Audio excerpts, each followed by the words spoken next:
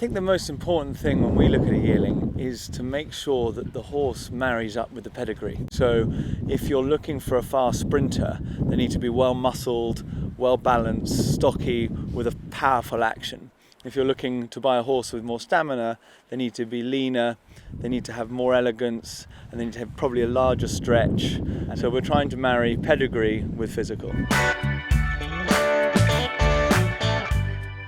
It's very helpful. We tend not to be able to analyse whether it looks like its mother or not, but what we can do is analyse the stallions that we know in the marketplace, and therefore whether their progeny look the same. It's always a bonus. It's very rare that you get prepotent sires that stamp their stock that the progeny don't tend to be good. So, we start off by looking at the walk. The first thing we'll ask a yearling to do when it comes out of its box, we'll ask the handler to take it for a walk for us, and we'll analyse its movement. They want to have a good stretch and a steady, even stride.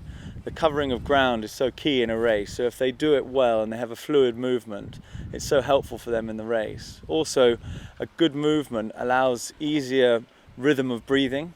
If you have a harsh and hard action, it can be harder for the horse to get that good rhythm and an easy process of breathing. Whether it carries natural muscle, a horse has got to withstand quite a lot in training. It's going to be in full exercise for over 2 years. So if it doesn't have a natural constitution and natural muscle, it's going to take a lot of work to build that up. And horses that naturally have that are always a big plus for us. Shape of their hind leg and shape of their front legs are also key. We never buy a horse that's not correct.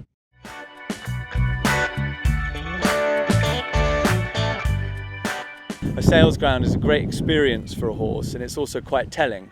If a horse is sweaty and it's reacting badly and it's nervous or anxious, has its ears pinned back, you know that those are telling signs for how it might react when it gets to the racecourse, for example.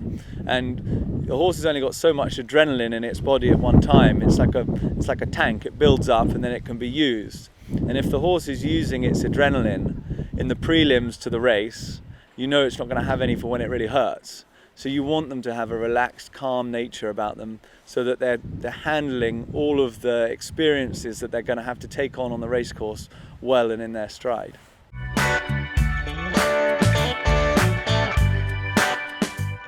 I think the depth of girth for us, the heart and engine room where the lungs are, the heart is, I think that it has to be one of the most vital areas, because a thoroughbred in full flight pumping 1,800 litres of air around its body a minute and 300 litres of blood.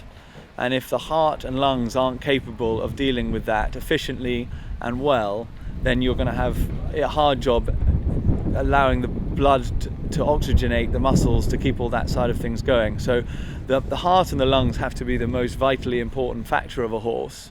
But unfortunately they're inside it, so we can't measure them. But the depth of girth is a really good indication of what they might be.